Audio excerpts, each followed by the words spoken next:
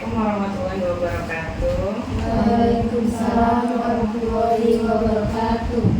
Terima kasih atas kehadirannya hari ini.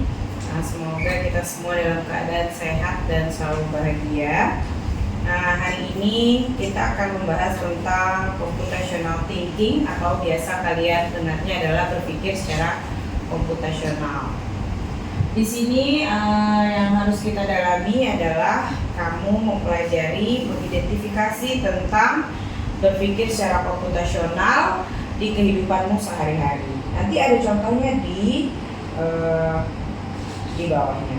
Oke, saya jelaskan dulu. Di sini babnya pertama mengidentifikasi tentang fondasi computational thinking. Kita identifikasi unsur-unsur computational thinking atau berpikir secara komputasional itu ada 4 bagian.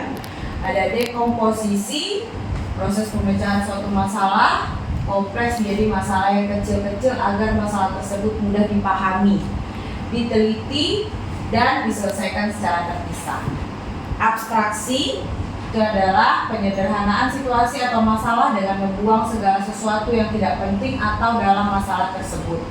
Pola atau pattern adalah kesamaan karakter yang dimiliki oleh satu unit dengan unit lainnya atau memiliki penambahan, pengurangan, dan fungsi matematis lainnya yang mempunyai kesamaan. Algoritma mengembangkan petunjuk pemecahan masalah secara step by step. Kemarin kita sudah mempelajari tentang pembuatan algoritma di karton, ingat? Nah, ini salah satu fondasi dari berpikir secara komputasional. Lalu bagaimana fondasi computational thinking ini di kehidupan sehari-hari? Pertama, dimulai dari dekomposisi. Kita akan menentukan dan baru mengelompokkan apa saja proses yang akan dihadapi, seperti memastikan hangat. Kita lanjut untuk contoh unsur computational thinking dalam kehidupan sehari-hari. Bisa dilihat dimulai dari dekomposisi. Kita akan menentukan dan baru mengelompokkan apa saja proses yang akan dihadapi, seperti memastikan hanger, memisahkan pakaian dengan jenis sendiri, menyiapkan ember dan alat cuci, lalu proses mencucinya, menjemur, dan yang lain-lain. Itu termasuk dalam unsur computational thinking di dekomposisi. Oke.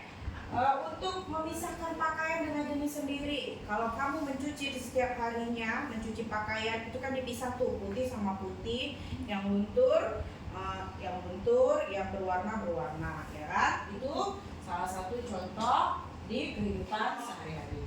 Kemudian dari pengenalan pola, dengan melihat pakaian yang akan dicuci pada di saat memilah pakaian sebelumnya, kita akan menemukan banyak jenis pakaian yang menunjukkan bahwa dia layak untuk dicuci dan yang tidak. Dimana dari sini kita akan membuat prediksi seberapa deterjen yang akan dipakai atau air yang akan dibutuhkan. Nah, udah sampai nih ke sabun dan airnya. Nah, itu contoh dari pengenalan pola. Oke, dilanjutkan dengan abstraksi. Setelah menemukan pakaian yang kotor, kita akan mengidentifikasi pakaian menurut tingkat kekotorannya dan menyatukan pakaian yang senada agar pakaian dengan warna yang lain tidak akan kelunturan. Oke, diakhiri dengan algoritma. Setelah mengikuti semua langkah di atas, kita akan mengurutkan pemecahan dari mencuci pakaian dengan memulai dari memilah pakaian, menyiapkan alat, lalu mencuci, memeras, dan yang terakhir adalah menjemur. Karakteristik computational thinking atau berpikir secara komputasional ada 6. Yang pertama, memformulasikan permasalahan dengan cara yang mana membuat kita dapat menggunakan komputer atau alat lain untuk membantu menyelesaikan. Yang kedua, logika dalam mengelompokkan dan menganalisa data. Yang ketiga, merepresentasikan data melalui abstraksi seperti model dan simulasi. Keempat, solusi yang diautomatisasi melalui proses berpikir secara algoritmik atau secara langkah-langkah. Oke, identifikasi, analisa, dan mengimplementasikan kemungkinan solusi dengan tujuan memanfaatkan kombinasi langkah-langkah ataupun sumber daya yang paling hemat dan efektif. Yang keenam, generalisasi dan pemindahan cara penyelesaian masalah ini dalam masalah yang lebih umum. Ada beberapa soal aplikatif computational thinking. Ini akan kita kerjakan di latihan. Sebelum kita melaksanakan latihan, ini ada beberapa contoh. Untuk punya saya itu ada pilihan jawaban dan kunci jawaban ya. Kalau di kalian nanti tidak ada. Oke, itulah konsep dari fondasi computational thinking atau berpikir secara komputasional.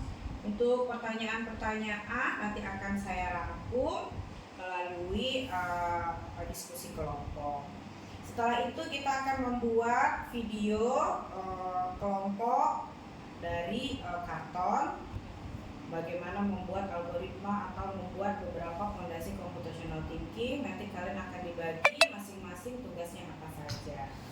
Oke, untuk pertanyaan kita buka diskusi setelah kita menyelesaikan latihan, kita akan buka diskusi. Oke, Rocks on my fingers like you wanna wife me.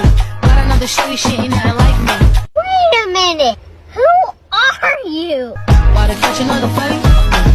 About to make 'em wanna fight. I just wanna have a good night. I just wanna have a good night. baik, setelah hasil diskusi yang sudah kita lakukan untuk tugas kelompok, nanti kita buat di video, kita jadikan satu dalam bentuk video. Untuk bab computational thinking saya rasa sudah cukup. Terima kasih atas partisipasi kalian semua untuk membuat diskusi, membuat tugas, dan lain-lain. Untuk bab computational thinking itu selesai. Saya akhiri. Wabillahi taufiq wal hidayah. Wassalamualaikum warahmatullahi wabarakatuh. Waalaikumsalam warahmatullahi wabarakatuh.